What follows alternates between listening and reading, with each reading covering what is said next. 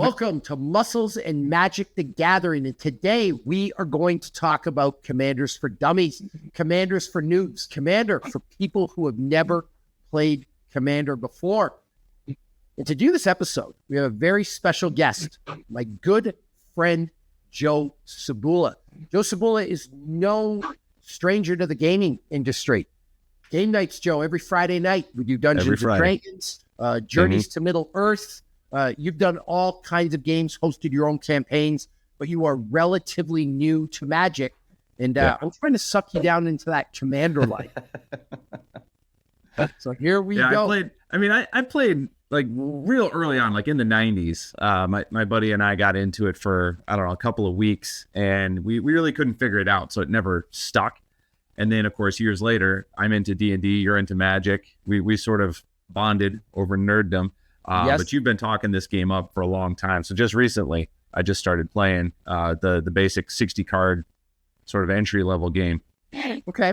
And it's funny that we're going down this road, and I'm glad you said it never stuck because it was complicated, because it is a complicated game. I take it for granted because I played for 30 years. And so the learning curve for me hasn't been as sharp.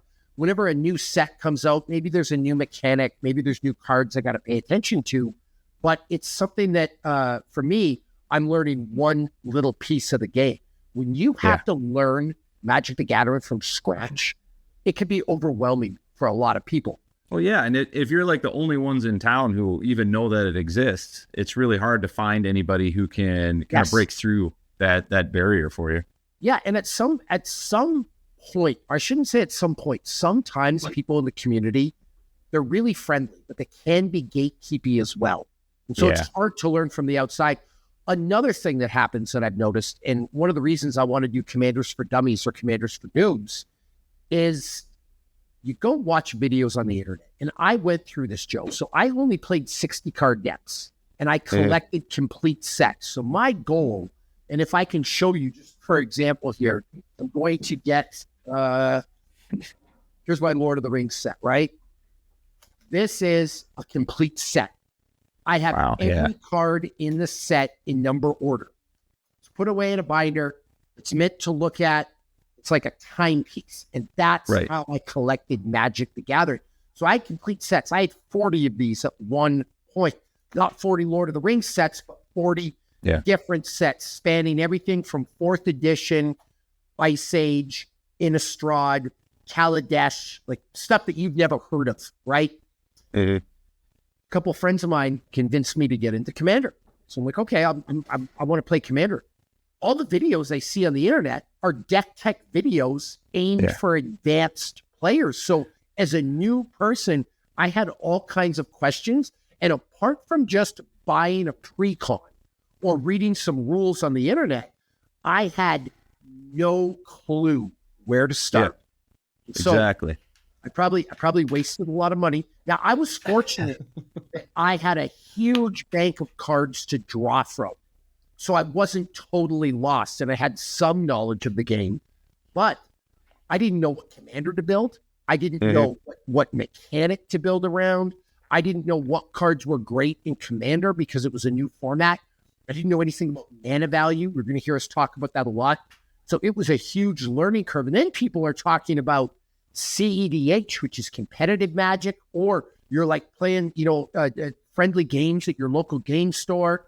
People had a ranking system on their deck, like my deck's a 5, my deck's a 7. I had no clue what that meant. And then Magic turned the whole thing on its head, and I actually think it's a really good thing, but they made a bracket system. So now there's 5 levels of Commander decks. There's bracket 1, which is like a theme deck. Bracket 2, which is like your standard pre-con. So it's going to work fairly well. Bracket 3, which is like a higher level deck, a little bit higher level than a pre-con. A level 4 deck, Joe, now you're getting competitive. Like that's a really good deck. You got lots of great cards in there. And then there's 5 CEDH, which is super competitive World Championship Magic, which is a total different thing, right? So that has made it a little easier to build decks. But again, there's such a void of knowledge for beginners out there. That's why I wanted to do an episode on this. And this will actually probably be serious. you just saying that kind of validates my experience a little bit because, I wanted to get into it. My daughter and I like to play these kinds of games, fantasy themed especially. And so when I saw the Bloomborough decks, I thought that was perfect for her. Like, she'll be into that. They're like cute little fluffy animals, but it's a chance to learn the mechanics of the game and see if it sticks. But then the next question is, okay, so now I've got this little starter kit and I've got these 2 decks. Like, where do you go from there? Like, what do you do with the game now? Like, how do you get into other things? And I would go into the game shop and just kind of look at cards and not really know, like, what's good, what's not good, what should I be looking for? And talking to the guys at the game shop who are all really, really passionate about the game, they still have a hard time kind of getting you to that next step. And so, again, there is this odd barrier to entry to really to be able to get into the game, to love the game, and to grow in the game. I mean, it takes some effort. That's part of why I'm here. Well, and also, Joe, it's a massive game. Yeah, it's huge. So let's get into the specifics of Commander, about why it's so big, and we'll just start unlocking some things. All right. So first of all, Commander format that you have, your starter decks, there's 60 cards. Yep. There are various formats in Magic for 60 cards. There's Legacy, there's Modern, there's Standard, and they all have 60 cards. In a 60-card deck, you're looking at 20 lands, you're looking at 40 cards. And that's what you bought. You bought the Bloomborough starter kits. Every set that Magic comes out, they come out with these starter kits. Assassin's Creed had one, Bloomborough had one, and they're based on the most current set. They're a great value. You probably picked it up for what, $19.99, $20? Yeah, it was $20. There, right? That's one form of Magic. The form we're going to get you into is Commander. Commander, Joe, is a 100-card format, all right? I've said numerous times, a 60-card deck is easier to build. But I actually think I'm wrong on that now that we're like going through this podcast.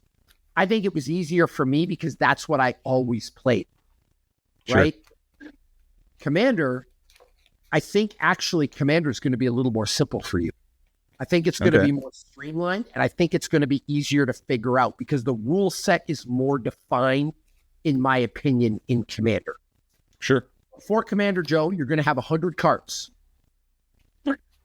One of the 100 cards has to be your commander, and the commander has to be a legendary creature, if you will. Okay. There are some instances where you can use a legendary enchantment as a commander, but now we're getting into one of those weird rule sets that, like, I don't even want you to worry about that right now. So you need to select a legendary creature as your commander. So bringing it back to your Bloomborough world, got 2 cards up here. One is Lathro, Blade of the Elves. It's a legendary creature. And one is Kitza, Otterball Elite. Kitza is also a legendary creature. So you could pick either of these 2 cards as a commander, Joe. Okay. If it's is there a way to know, just like off the top of your head, if a card is a better or worse commander, or should we not even worry about that right now?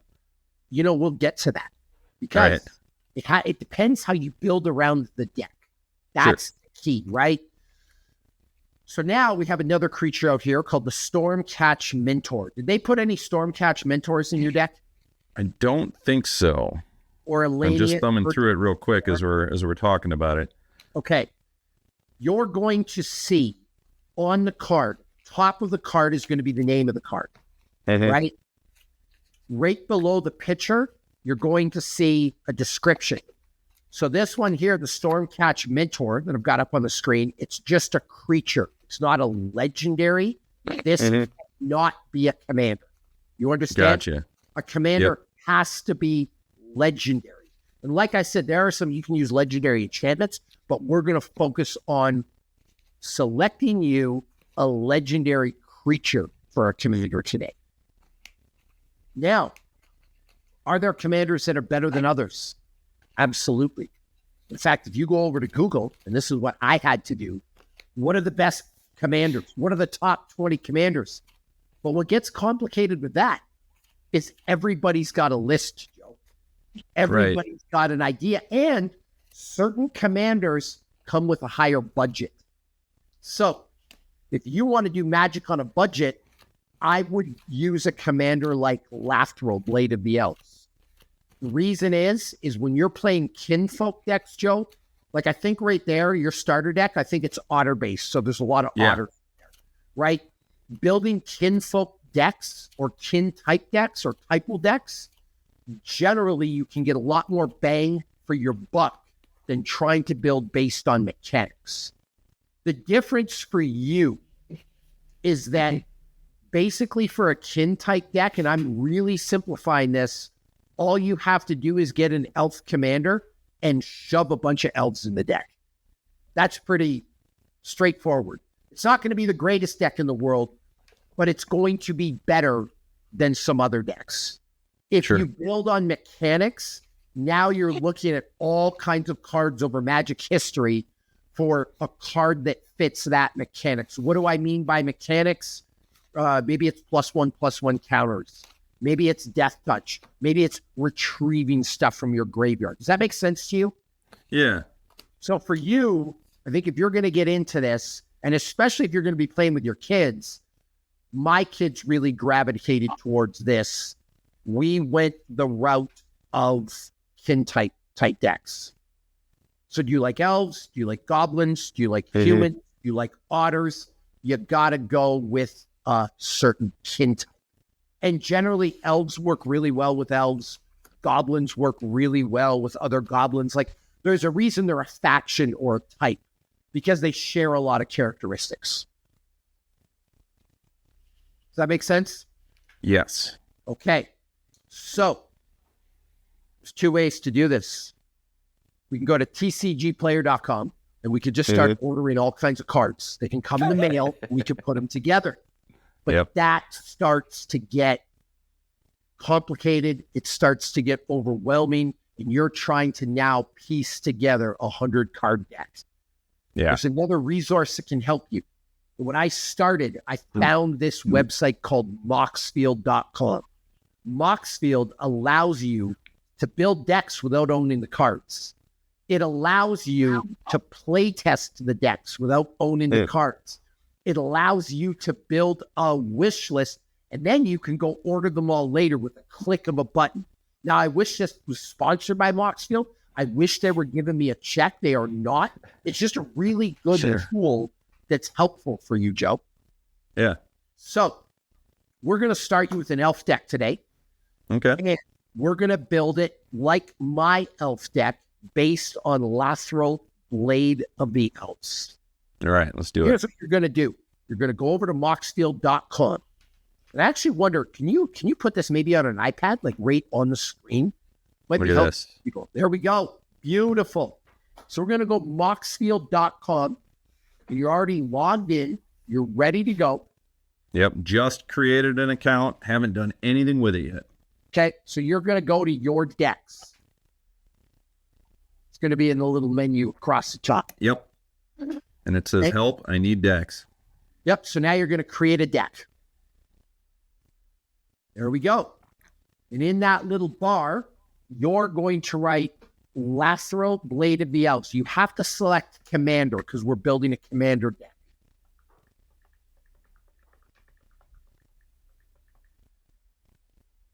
Oh, wait, it's telling you you're going your title right now, right? Oh, yeah. Okay, so it's going to give you the title. That's what I want to type in for. There it is.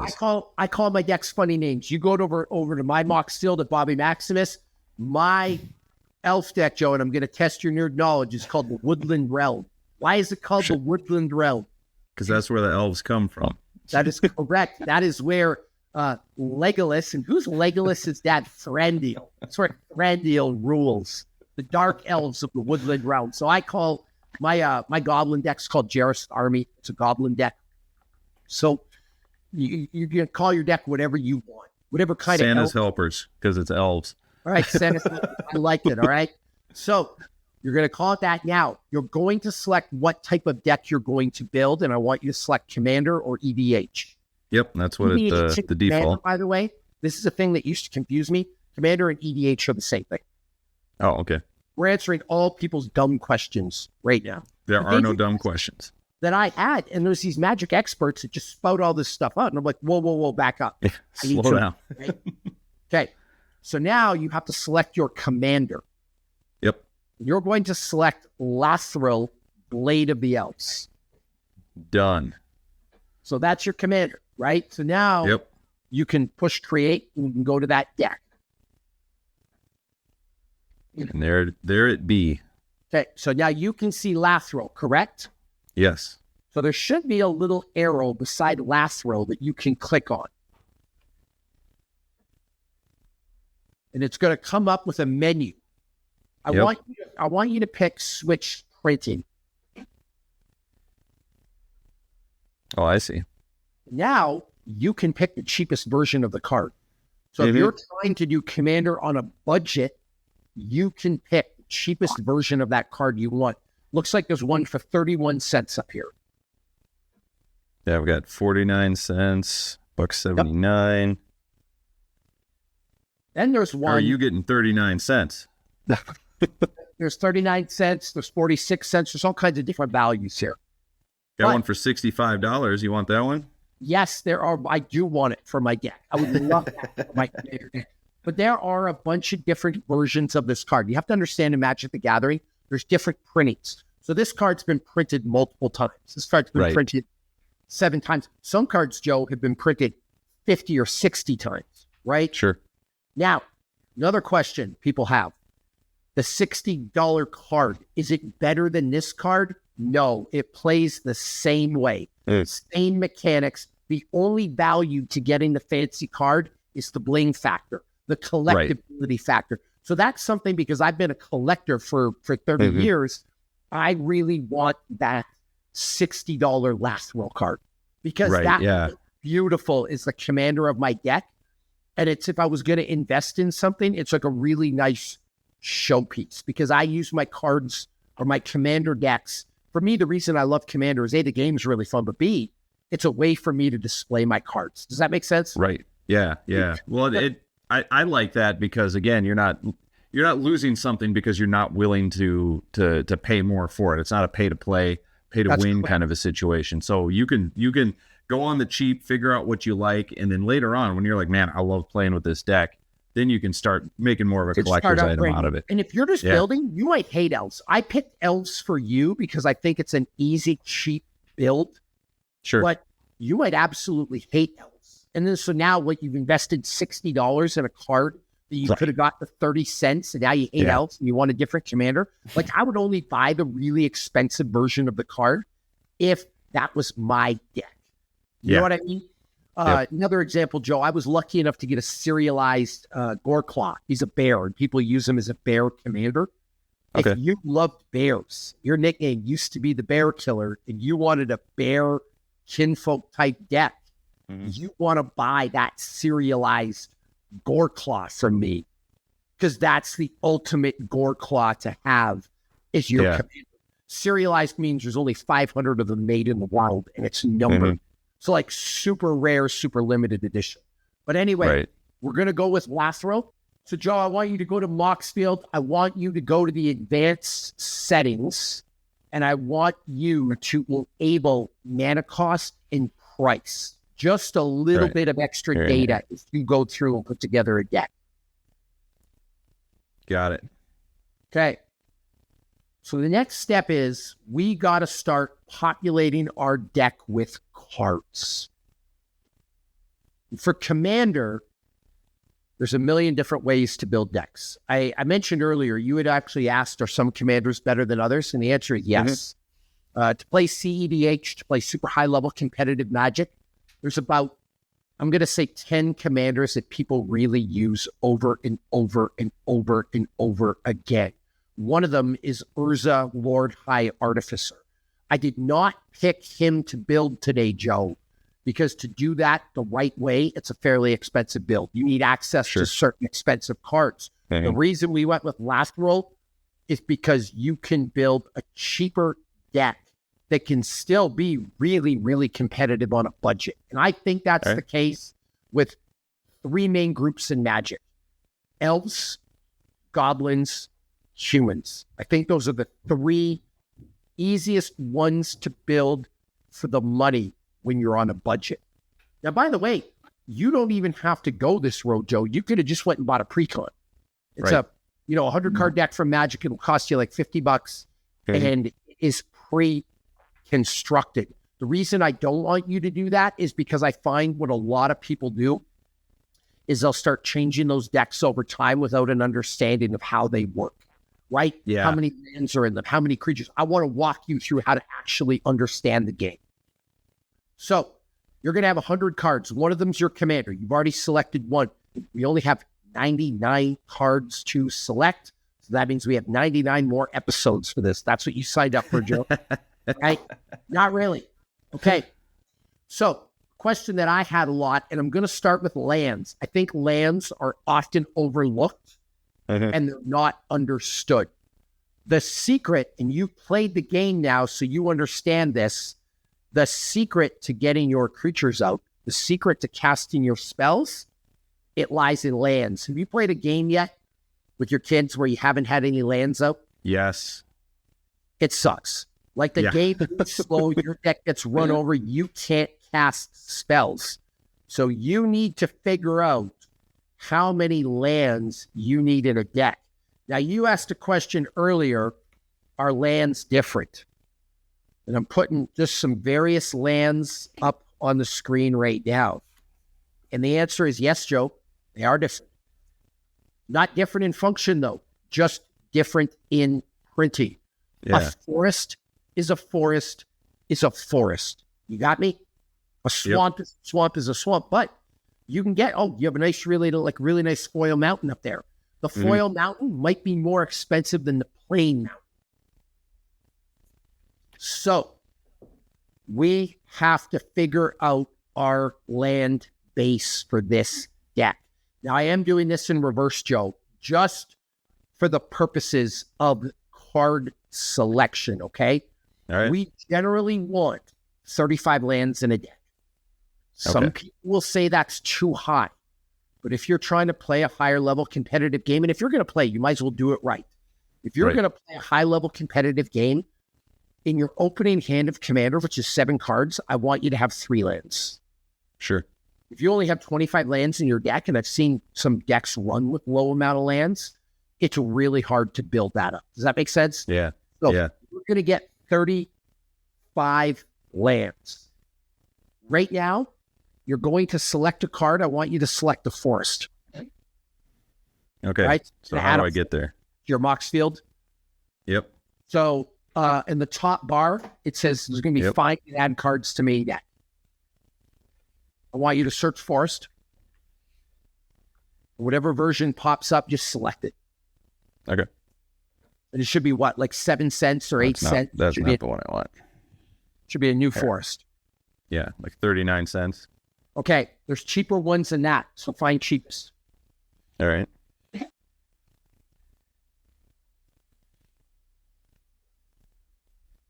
So there's a sorting option here.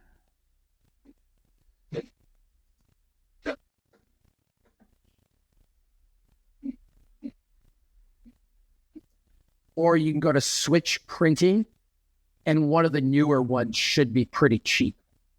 Like one of the commons from Etho Drift, which is a new set, should be 6 or 5 cents. All right, all I'm seeing is this one. Okay. Different I view see. here. Okay. Did you go to find and add cards to the main deck? Go back to the earlier screen. You're searching right now. We don't want search. Oh, I got you. There we go. Oops. Went back to your account. Here's mine. Yep. Want to go to the deck? This is actually going to be really useful for people. This is stuff I had to figure out that was so complicated. Yep. So yeah, right at the top by that little purple mic, or the little purple, there's a search bar. And it's got, right here. Click on that. Not the search bar though. Click on the white part. Right. Go back. Click right here. Yep. Click there. Now type forest. Forest. And then you'll see a list drop down of all the forests. Yeah. Select the first forest you see. On my list, I got Deep Forest Hermit, Forest Bear. You're going to select Forest. Yeah. It's got a little DFT beside it. It says 5 cents. Mine was not 5 cents, just so you know. Okay. Click on it. I wonder if that's a regional thing or an iPad thing. Doesn't matter. It has to be something regional. Yeah. So now, yes. Once you add it, when you go to lands, 1 forest should be added to your deck.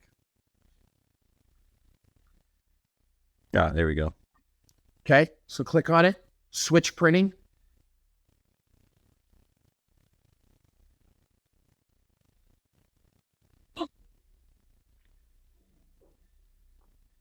And then once you switch the printing, you can find one for like 5, 6, 7, 8 cents. Use the cheapest. Yeah, 0 cents. Awesome. So now 35, I think, is the cheapest I can get here. Look at that. Now you're going to add more of them. All right. So a little drop-down menu. Nope, there's a hack to do this. Yep, the drop-down menu. There's add 1, add more, remove 1, remove all. I want you to add more. And you're going to add 17 of them. There we go. So I have 18 forests. Okay. Why did we add forests, Joe? Because the casting cost of Lathro Blade of the Elves is, he's a black-green card. It's called Golgari, right? We're just going to call it black-green because those names used to confuse me. Boros, Golgari. Right. He's it. I'm like, I don't know what you're talking about. So it's black and green. So the only cards you can have in this commander deck, Joe, are of the black and green identity. You understand? Right. Yeah. So you can't have, so my kit's an Otterball Elite. He's blue. He doesn't share a color type with the commander. He cannot go deck. You can only pick black, green, or colorless, like an artifact. Right. Okay. So we need some swamps now because we're going to have some black stuff in here. So now I want you to select a swamp just like you did forest. We should have 18 total forests. We're going to have 35 lands. I want you to pick 17 swamps. Okay.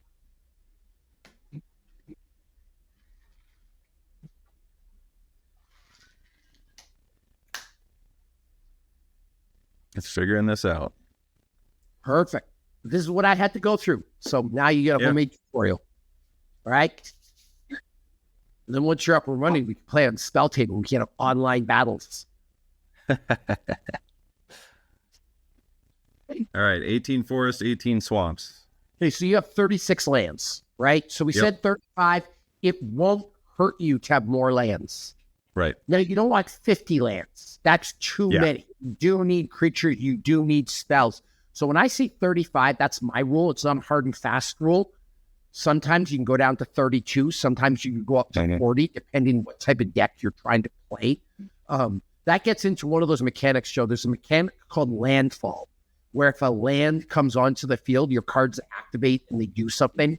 Sometimes they let you draw cards. Sometimes they give you power. In that deck, you want more lands, right? In a monocolored deck or a two-colored deck, my opinion is you can play less lands than more because chances of you getting the right land are higher. You know what I mean? If you only have green, if you only have forests like a mono green, super easy deck to build because you don't have any mana problems.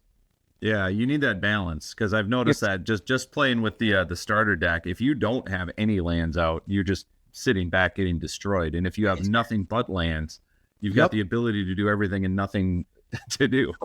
Correct. So you want that balance. So you've got your lands now. We're going to revisit those later, though. Here's the deal, Joe. I'm using my elf deck as like a template, okay? Now, just to give you an example, if you scroll down on your deck will start to give you all kinds of stats. 2 numbers we want to pay attention to. Total mana value of the deck. The total mana value, Joe, is all of the mana symbols on every card added together. Okay. So Lathro, Blade of the Elves, it costs 2 colorless 1 swamp, and 1 forest. Total mana value of that card is 4. Yeah. Right? So the total mana value of your deck is going to be all those mana symbols on all the cards added together. Lands count as 0. They bake mana, but they don't have a mana symbol on them. They don't cost to cast. You want to build a deck that's under 200. If you want to be competitive, you got to be under 200 because think about it this way, Joe. If the casting cost is only 1, you can get it out turn 1.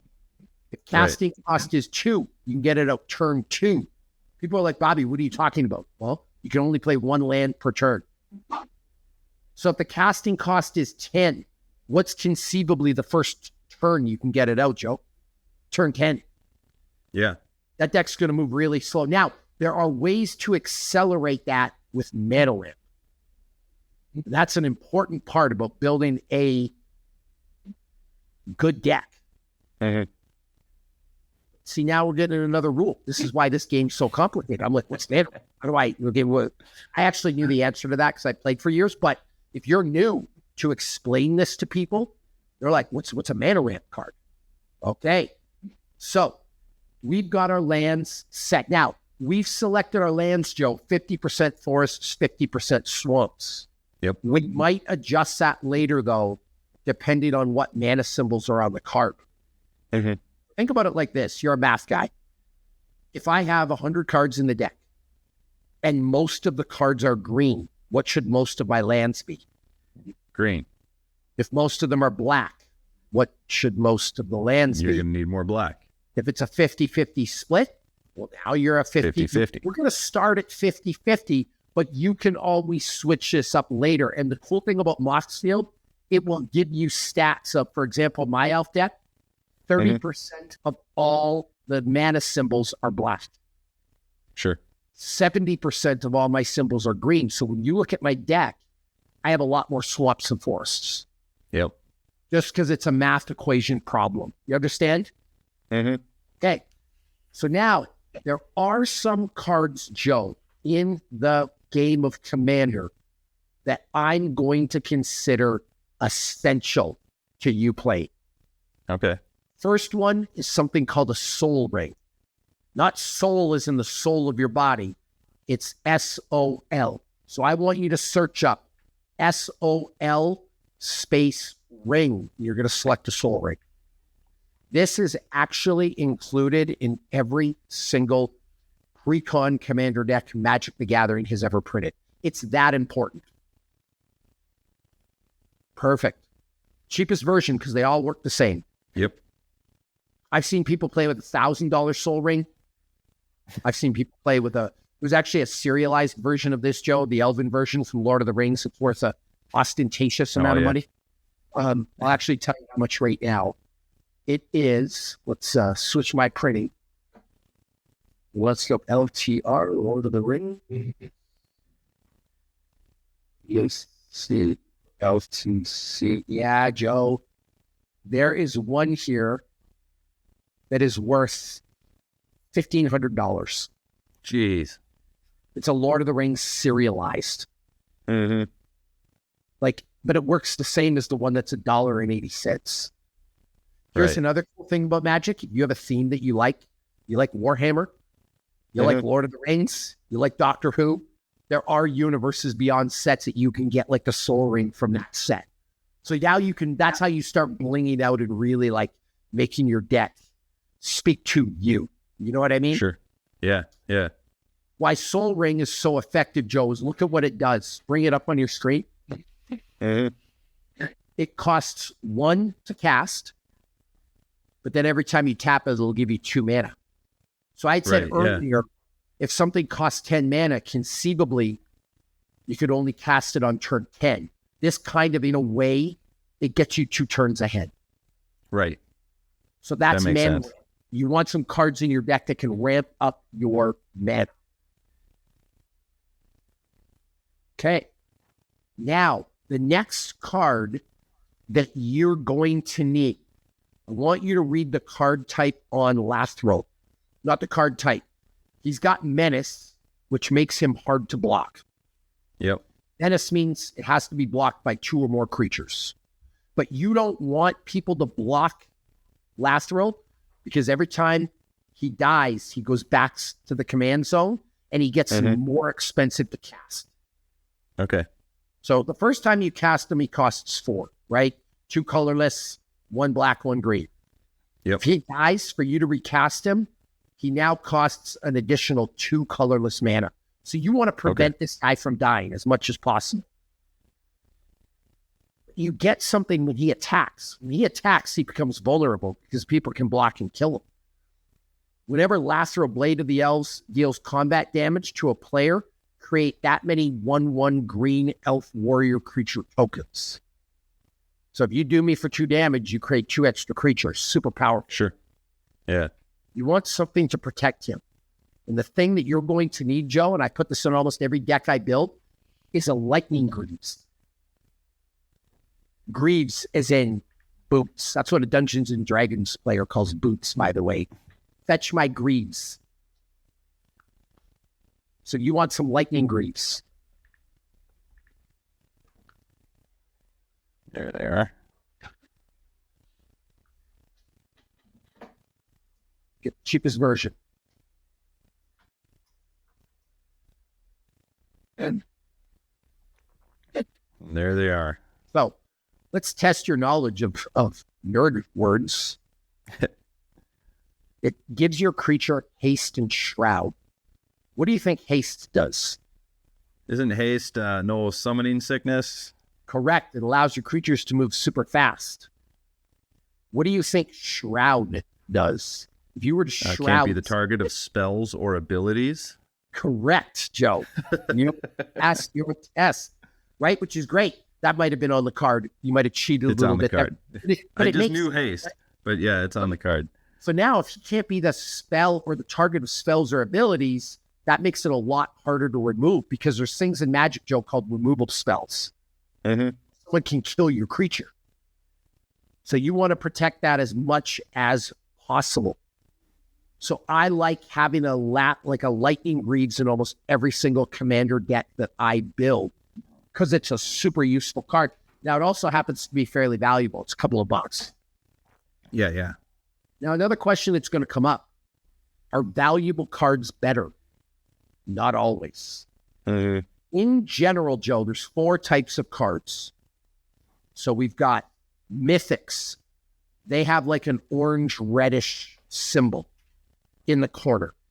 So if you were to like pull the starter deck you have, the mythics have like a red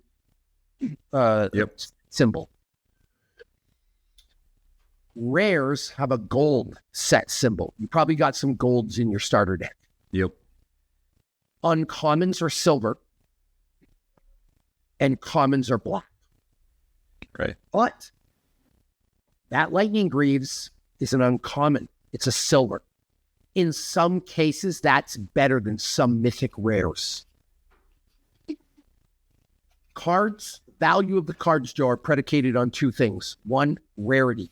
There's cards that aren't that good, but are so rare that they become worth an ostentatious amount of money, right? On the other hand, Soul Ring, you can make an argument that's the best card in Commander. It's an auto include. By far, it's the best card in Commander. Well, that seems balanced, though. I mean, if everybody knows that, then if they only printed a couple of them, it would be it would break the game if you had one. A lot of money, right? So that's only worth $1 because you get them in every single precon, or only $2. You understand? Yeah. So value's predicated on rarity, but also how the card works and some combination of that. So we've got a lightning greaves, we've got a soul ring, and usually when I build a deck, I go through the must includes before I start selecting other things. Sure. Okay. So we've got our soul ring, we've got our lightning greaves. The other one is the Swiftfoot boots.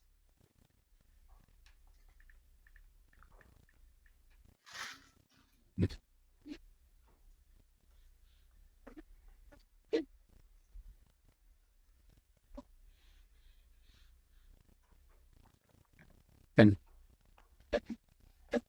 all right, we got them. we got hexproof.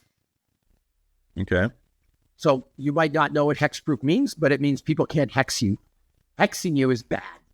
Like Joe, if you're doing one of your Friday night games, you do not want to be hexed. That sounds like like a bad thing. So yeah, it's like Shroud. So your player or your creature cannot be the target of spells or abilities. Okay. Now these are pieces of equipment, Joe. You can attach these to Lathril if they come out, which means he cannot be messed with. Right. Yeah. There's another one that's really good. Look it up, called Brotherhood Regalia.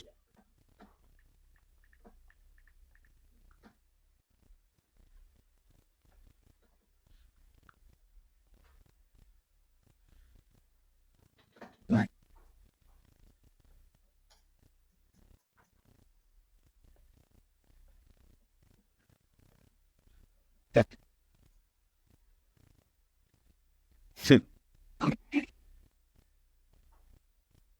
Great card. And it's worth what? Yeah. $8. Yep. So it makes your creature unblockable. That works really well with Lathril, because every time he does damage and he's not blocked, you start creating elf tokens. So Brotherhood Regalia, in this sense, it's an upgrade from Lightning Greaves and an upgrade from, because now it just makes it doesn't even mean you can't mess with it. It just makes it like straight up unblockable. Right. Yeah. It's also got something called Ward. Ward 2 means that when a permanent with Ward 2 becomes the target of a spell or ability, the spell or ability is countered unless the opponent pays 2 mana.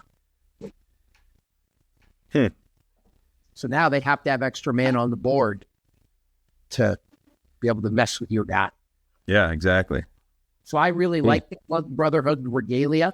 It's a really, really good card. Now, these are all pieces of equipment. And how we're putting this deck together, Joe, it's slow and steady right now. But the easy thing about Commander, and this is why I've changed my mind on this, that Commander's easier to build, because you want to build around the abilities of your commander. Sure. Commander is like your leader, right? So you want troops that will accentuate his toughness. So yeah, with like the standard 60 card play, I mean, you're just looking for the best version of each card, right? Yes, correct. You've got, I've got my rabbit deck here. Well, I want just the toughest rabbits that I can find, and then I just deck it out with that. Yep, to a degree. This, you've got to play off the commanders. Different commanders, different elf commanders have different abilities. So go back to Lathril for a second. Sure. We started by trying to protect his first ability. His first ability is if he can deal combat damage to a player, you create elf tokens. So there's something about this card. We want to create as many elf tokens as possible. Yeah. So we went through, we got our mana first, we got our lands, we got the Soul Ring for some mana ramp. Then we started getting things to protect our commander. Really easy train of thought. But look at that last ability. If you tap 10 untapped elves, each opponent loses 10 life and you gain 10 life. Wow. So now, imagine you have 30 untapped elves on the table.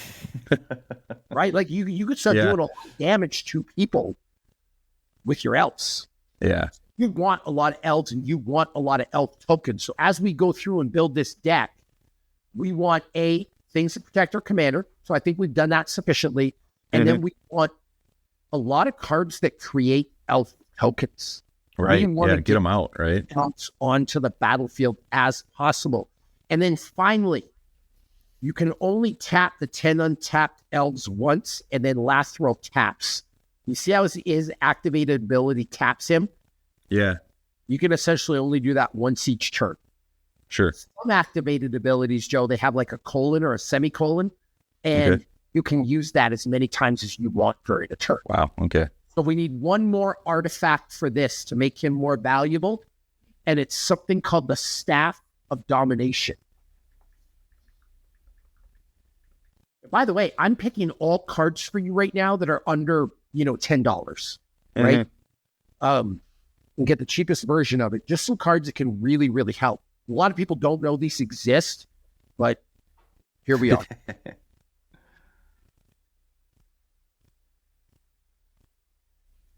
And there we go. Staff of Domination added. Beautiful. Now look at what that does. You can untap the Staff of Domination. If you pay 2, tap it, you can gain 1 life. You can tap 3 and untap target creatures. So now if you have a Staff of Domination out and a bunch of elf tokens, you can nuke somebody for a bunch of damage. Use a Staff of Domination to untap this guy, and you can do it again. Great card. And there are some limited combos with that card that I'll teach you as we go on. So now we've got some cards going, right? Yeah, we're getting there. I want you to look up a card for me. You can add it to your deck if you want, but we're going to take it off. Okay. Called the Commander's Plate. A Commander's what? Plate. Like a plate of armor. Oh, sure. Yep, there it is. $33. Really good card. It's also really rare. It's a mythic rare. That's a $33 card, Joe. You're looking at the Iron Man Secret Lair version of it right now. Yeah, it actually might be a little cheaper because it's a little more common. But it also protects your commander. Great card in this deck, but for $33, now you're running with the budget. To start doing the math, if you got to select 100 cards and each one of them's $33, that's a $3,300 deck.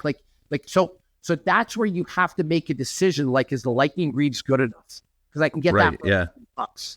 Is a Brotherhood Regalia good enough? And probably with a Brotherhood Regalia, a Swiftwood Boots, and a Lightning Greaves, you're probably good on commander protection. But this would be another card that you can buy.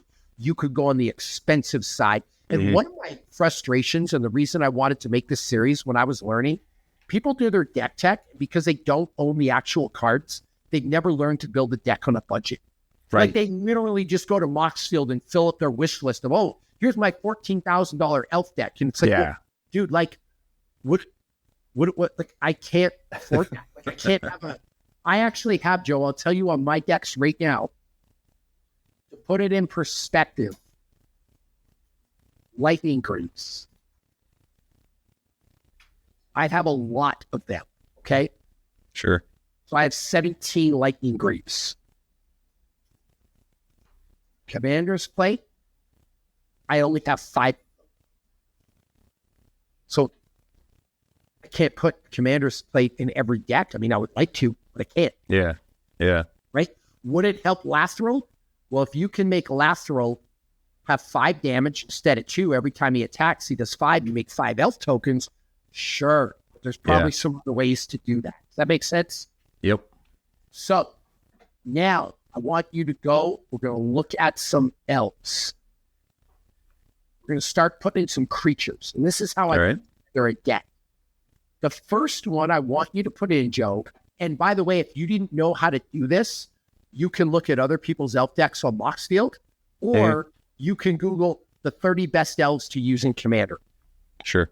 That's a great way to do stuff. The problem with those lists is sometimes they give you the most expensive ones. It's like, okay, well, that doesn't help. So the first one I want you to pick out, Joe, is the Llanowar Elves. L-N-O-W-A-R.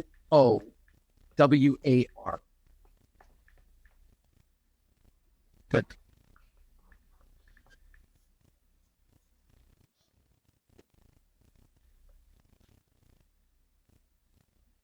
Got him. Cheap card. Like, should be like 30 cents, 20 cents, 25 cents, like a common.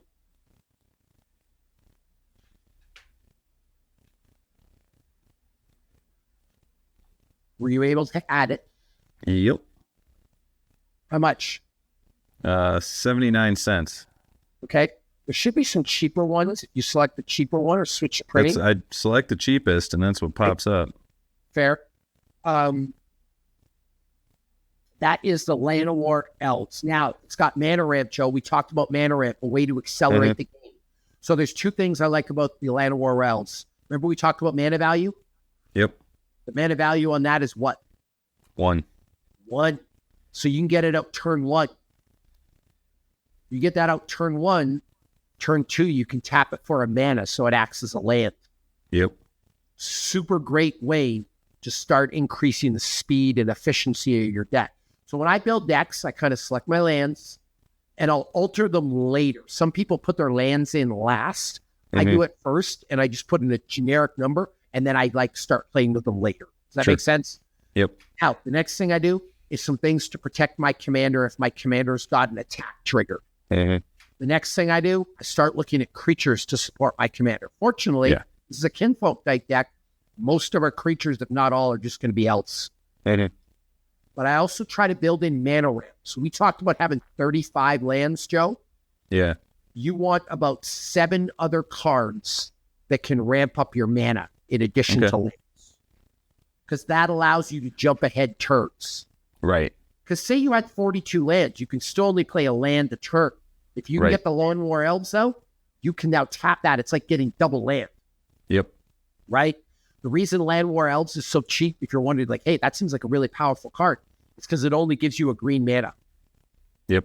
You should see how expensive it is if that mana ramp gives you access to all colors. Oh, I bet. Yeah. That's like, oh boy, okay, here we go.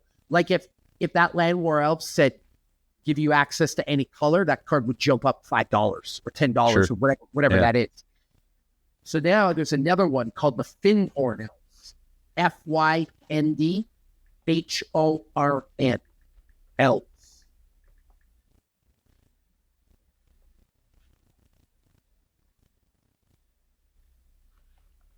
It's almost the exact same card. Yep. It's an elf druid. It's the same card, just a different name. You're only allowed one of each card in the commander deck, Joe. So this is why I like commander, and this is why I'm passionate about it. Because now you can build a collection, right? In a 60-card deck, you can have 4 of one card. Right. So again, you just get the biggest, baddest rabbit, pump them in, you're done. This way it allows you to play a little bit. Yeah. Yeah. And that card's what, $1? $2.29 is the cheapest I could find. Okay. Do me a favor. I don't know if it knows where I am. Go to Switch Printing and scroll down. See if there's anything cheaper than that. You see anything cheaper? I mean, there's a bunch that don't have prices listed. Okay. Try loading more. Because there also might be ways to get these cards cheaper. I think there's a setting on Moxfield where you can, like, if you go to certain options and things, you can figure out like a cheaper way to set your prices.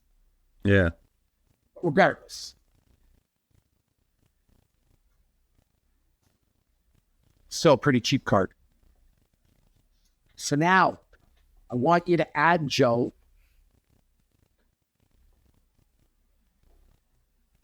let's add the Elvish Archdruid.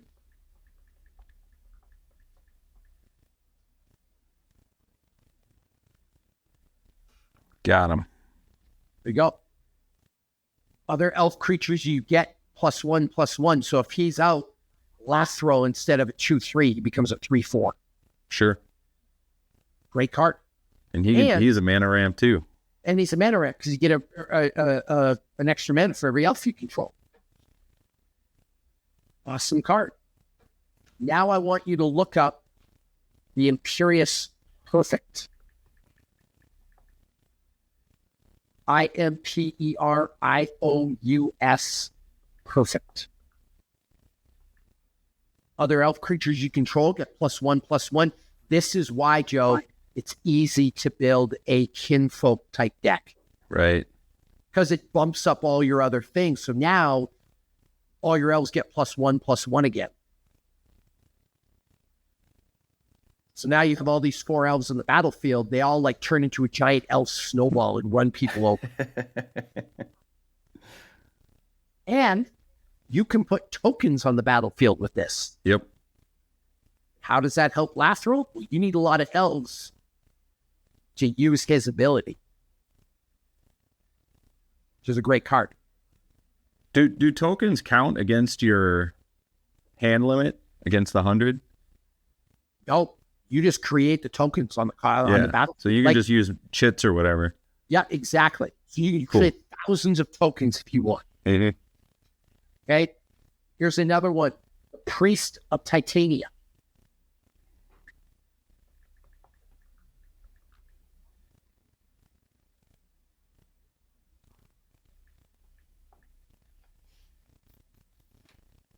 You can add a green mana to your mana pool for each elf in play. So the beauty about elves, you're never going to have a mana problem, Joe. No, apparently. Because they're going to get a lot of them out. I'm looking for some other cheap elves for you. Like, what is a good number of creatures to have in your deck then? Okay, so this gets a little more complicated than lands. I feel with lands, almost every deck is going to center around 35 to be competitive. Sure. Creatures, I want somewhere between 20 and 30. Okay. I know that's a high range. This is where it can get confusing. CEDH, Joe, some of these decks have like 7 creatures. Mm-hmm. If you're not playing CEDH, that doesn't really work. With CEDH, there's a very direct line to victory, and you're trying to win on like turn 3 or 4. You're building like a battle cruiser style deck, probably somewhere between 20 and 30 creatures. Okay. With Kinfolk, I would go a little heavier on creatures. Why? Well, because they all give your elves +1/+1. They play off each other's abilities. It's better to have more creatures in that regard. That said, this guy's ability, Lathril, you need more elves on the battlefield to create that ability for him to really work and him to really go off. So you're going to want more creatures too, and you're going to want to make a lot of things that create tokens. Yeah. Now, you could make the argument if you had a lot of elves that created tokens, you could have less creatures because you're going to rely on your tokens. But I like to run it. To give you an example, my elf deck is pretty finely tuned. I have 27 creatures. Okay. I would even say I would revise from 20 to 30, probably 25 to 30 is probably a safer number. And then you can tinker up or tinker down depending what you have. Mm-hmm. Okay. Here's a great one.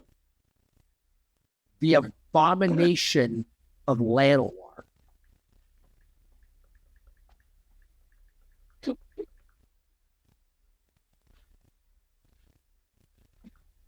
It's only 16 cents, and it's a nasty card. This is like one of my game enders.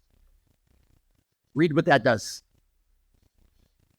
Let's see. Vigilance, menace, can't be blocked except by 2 or more creatures. Abomination of Llanowar's power and toughness are each equal to the number of elves you control, plus the number of elf cards in your graveyard. Damn.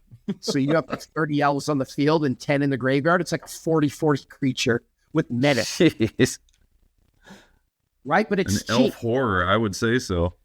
But it's cheap. That's the thing, Joe. Like, the reason this card's cheap is because it only works in an elf deck. Mm-hmm. If it worked in all decks, it might be a little different. You know what I mean? So okay, now you select that creature. Let's look at something else just for fun. Look up Circle of Dreams Druid. And I'll give you an example, a lesson on cost that I had to learn. We're not going to put this in your deck. We're going to get rid of it. But you see it? Yeah. So you add a green mana for each creature you control. Mm-hmm. So this works in decks other than elf decks. Right. That's why this card is what, like $8 to $10? Yeah. Whereas the one, like the Imperious, not the Imperious Perfect, the Elvish Archdruid was like $1 or like 50 cents. So that's sometimes where, now I have a Circle of Dreams Druid card because I happen to have one, Joe. I had a massive collection. So money wasn't really an issue. So like my deck is super optimized. Put it in perspective. My elf deck is $2,300. There's one card in there. It's called the Gaia's Cradle. It's worth like almost $900. But I have a super optimized deck. And I was lucky enough to get some Gaia's Cradles when they weren't worth that much. We're talking like 25 years ago. We're going to try to build your elf deck for under $100. I'm doing all right so far. Your Dreams Druid is not going to make the cut, Joe. Yeah, no. Unfortunately. Okay. So some other pretty cheap elves that we can get. Let's go with, let me see here what we can pick for you. Nadier's Nightblade. Nadier''S Nightblade. There it is. 16 cents on my end. Might be a little more on yours. I think I have my price settings set to TCG or Cool Stuff Inc. Versus Card Kingdom, which are probably going to be a little more expensive. Although, yeah, and I think I'll have to go through. Sometimes I do. It's 15 cents on TCG Player, but that's just in the in your account. You can set that up. But whenever a token you control leaves the battlefield, each opponent loses 1 life, you gain 1 life. Fantastic card. Super underrated for 16 cents. Yeah. Because now if a token dies of yours, each opponent gets a damage. Yep. And that's not a big deal if you're playing head up, like one-on-one. If there's 4 people at a table, those cards that can do damage to the entire table, I really like them. It's a really good card to have. Another one for you, Shaman of the Pack.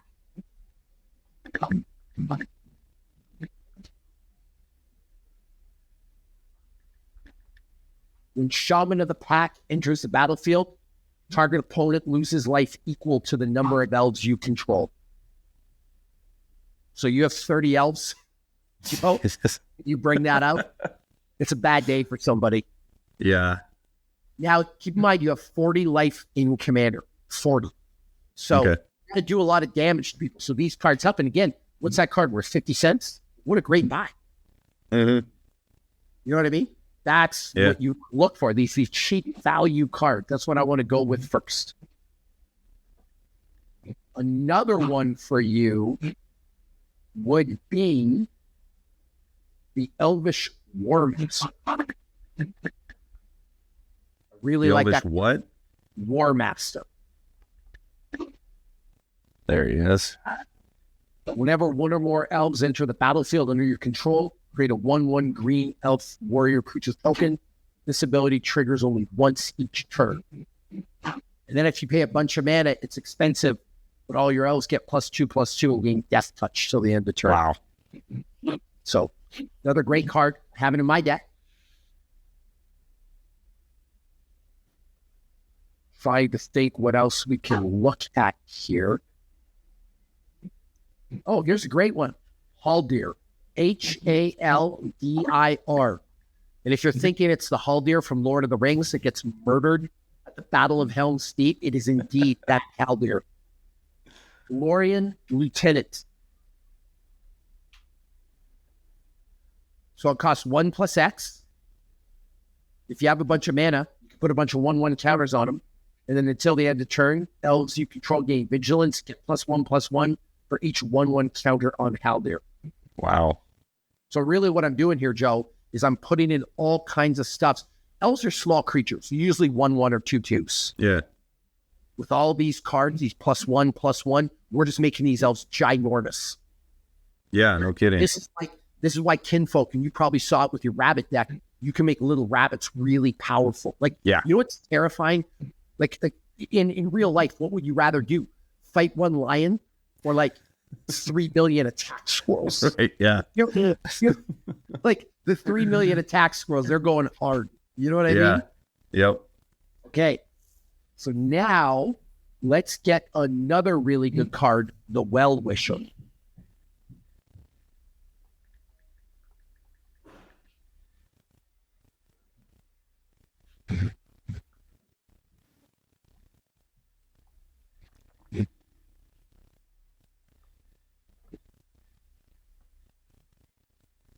And the Well-Wisher is, you're going to tap it. You're going to gain 1 life for each elf in play. Nice. So you have 40 life. You have 30 elves on the battlefield. You tap the Well-Wisher. Now you have 70 life. Huge card. And again, inexpensive. Yeah. So your homework for the next episode is you're going to go through and you're going to start selecting creatures. All right. you're going to have to, you can look on my list. You can go to my Moxfield. It's a great resource for people. Now, some of the cards, Joe, you might be like, whoa, $44 for an elf. This is out of my budget. Yeah, right? yeah. But I can also you can ask me if I have some extra of these cards and I can mail some. That's the beauty of this, right? I could be like, hey, Joe, I'll send you some cards. You're going to see some cards in my deck that are $60, some that are $5, some that are like $3. We're going to put together a budget deck, right? Now, we've added creatures. We're going to add a couple of support cards for you, Joe. All right. Because you can't just have creatures. You have to have some things that are like abilities set up. So the first one I want you to add to your deck is a sorcery. It's called Elvish Promenade. Elvish what? Promenade. Promenad. You're not a nerd. These have ridiculous names.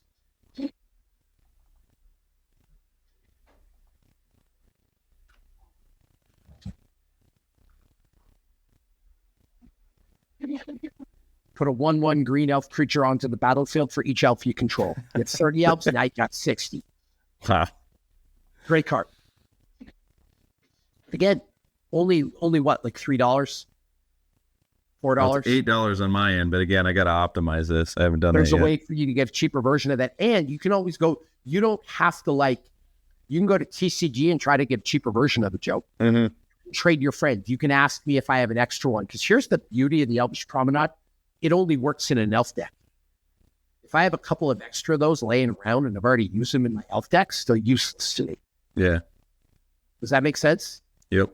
There you go. So you could, I see right now, you're looking at the different prices. Yep. Right? But you can also piece these together. You're going to get a TCG player account and you can look at cheaper versions of these. Sure. Yep. Okay. So we added a sorcery. The next sorcery you're going to add is Pact of the Serpent.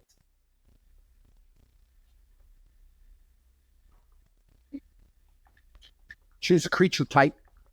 Target player draws X cards and loses X life, where X is the number of creatures they control of the chosen type.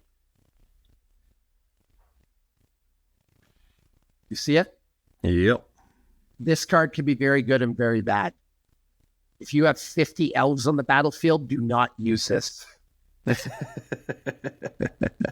But you have 40 life in a game at Commander. If you have 6 elves on the battlefield, drawing 6 cards can sometimes win you the game.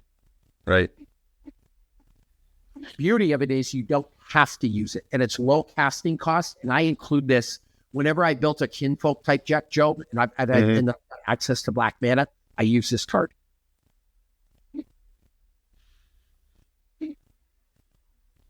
Now let's go to instants.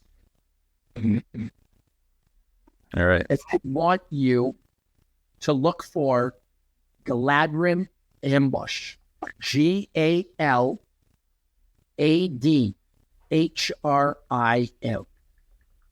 Ambush.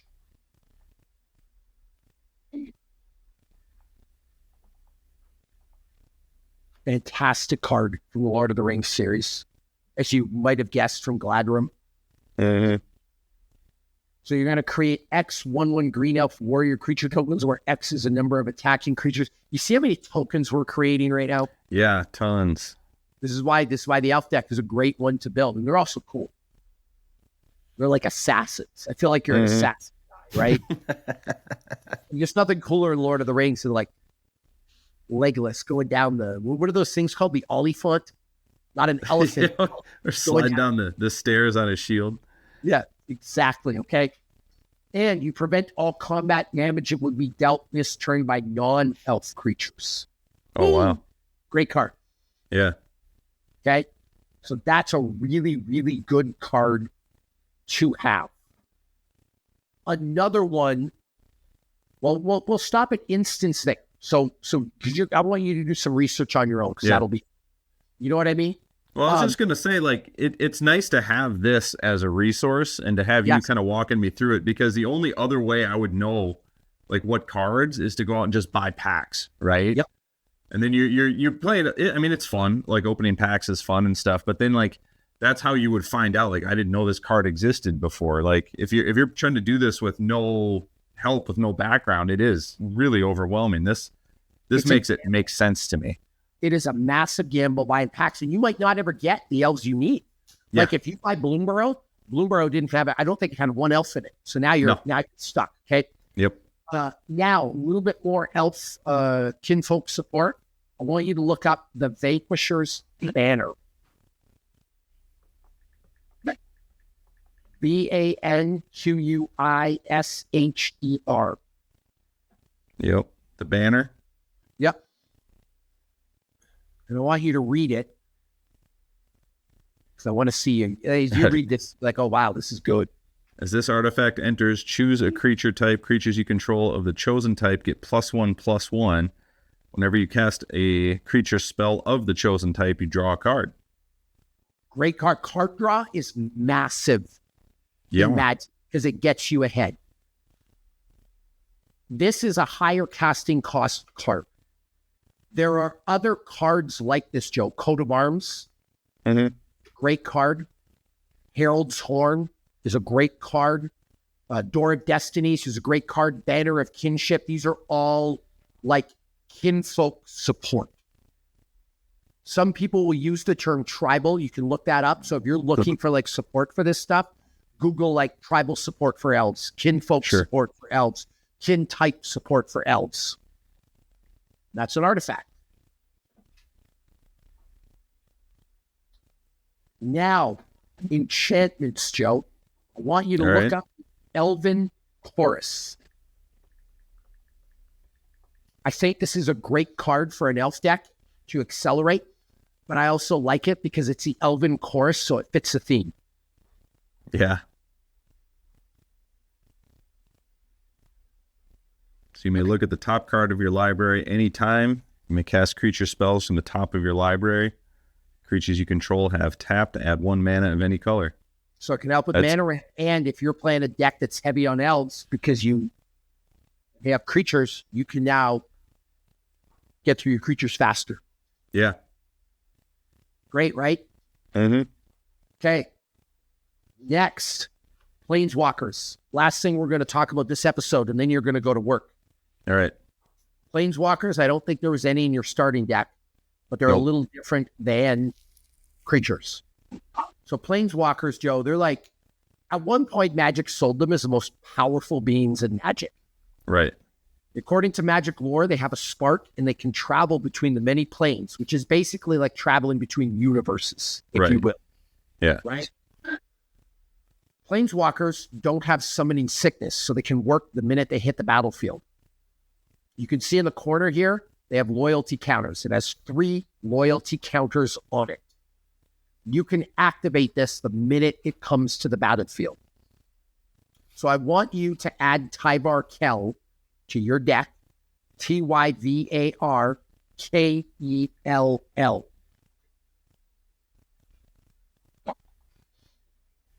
Say it again. Tyvar, Tyvar. VAR.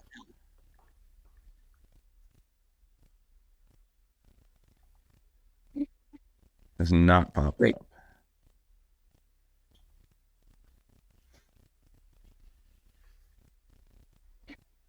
Should, because Moxfield has access to every card in Magic history. Right.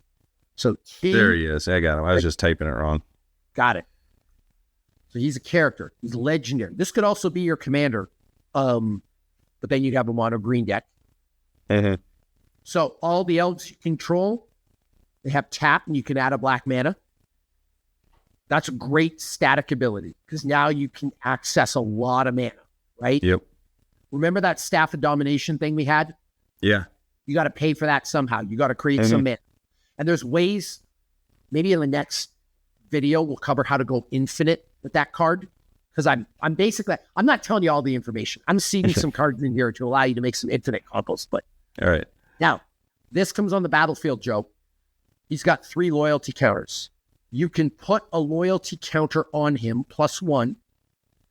And that allows you to put a 1/1 counter on up to 1 target elf. You untap it, and it gets death touch till the end of turn. Okay.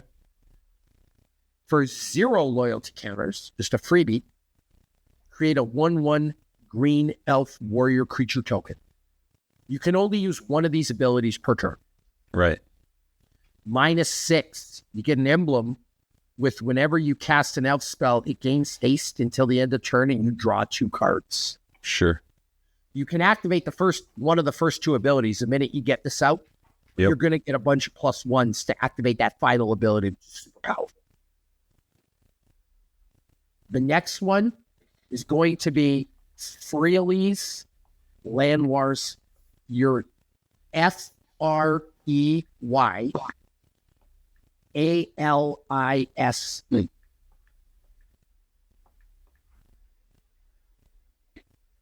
Freely's Land of War's Fury, you said? You got it.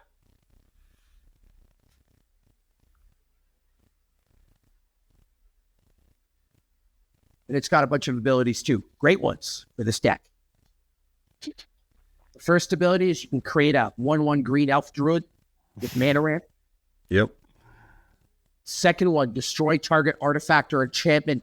Super underrated in Commander, I've discovered, Joe. Because you need to get my artifacts off the battlefield. Yep. You need to get rid of my enchantments. And there's not a lot of enchantment or artifact removal. Ton of creature removal. This has saved my butt in a lot of games. Sure. And then finally, you draw a card for each green creature you control. You just draw out your deck and win. Yeah. Okay. I like that card. These cards, the Planeswalkers, tend to be a higher casting cost than creatures. Yep. Rarely do you see I think the lowest casting cost I've ever seen for a Planeswalker is 2, maybe. So they play a little higher, but they work really well. For that reason, I usually only include 1 or 2 Planeswalkers in each deck. Sure. That said, I do have a Planeswalker deck, which is based on a totally different mechanic. Again, complicated, but yeah, it's really simple to build this where you can build. So your job, Joe, the next episode, I want you to go through and build a 100-card deck out. Okay.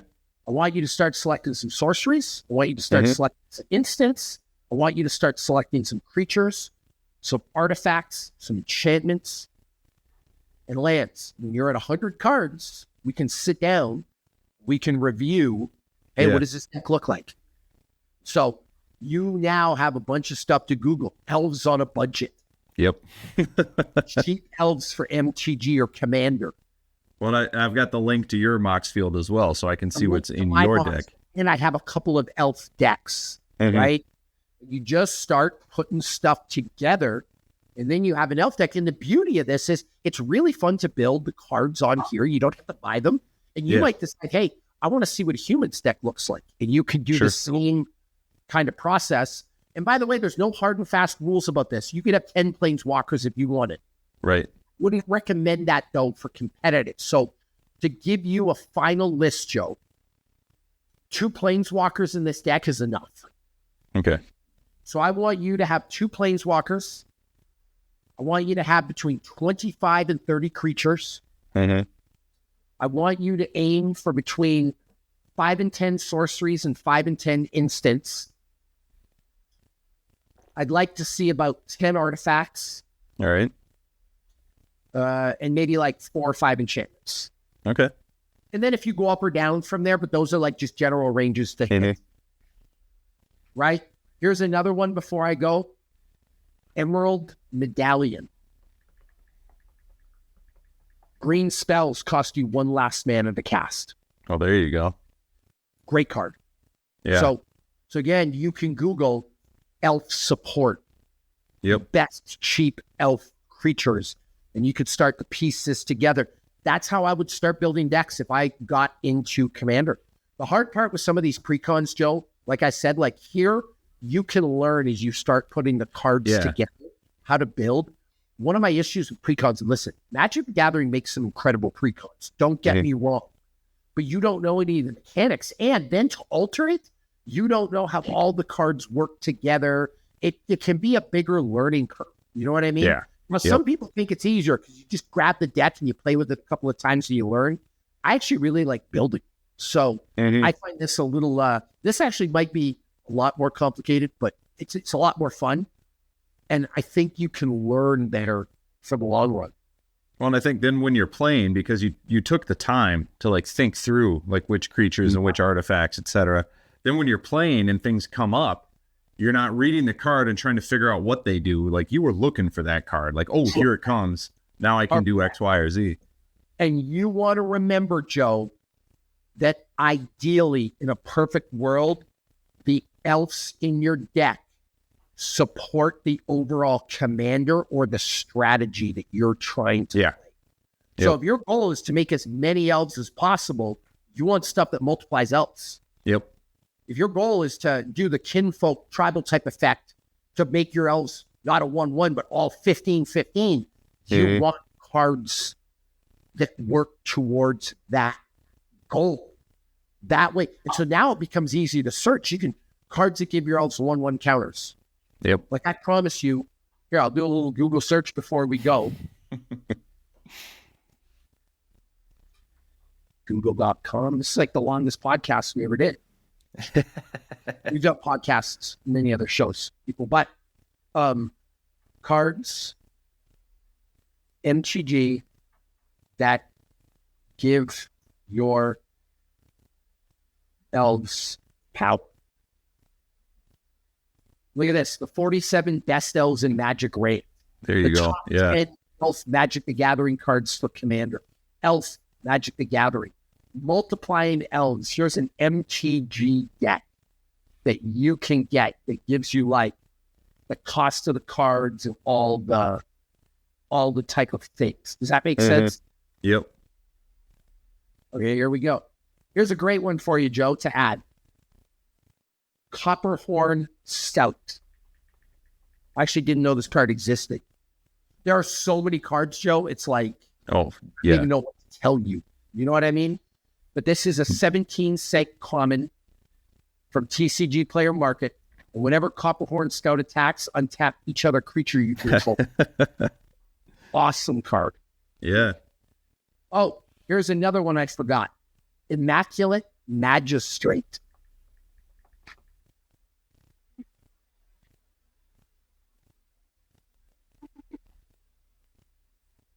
Put a +1/+1 counter on target creature for each elf you control. There you go. Now they grow. Yeah. So now it's kind of fun.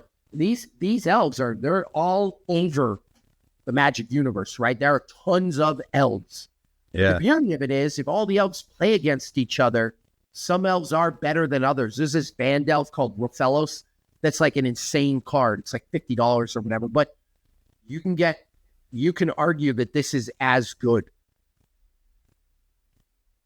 That makes sense? Yep. So there we have it, Joe. There's your first, you're well on your way to your first commander deck.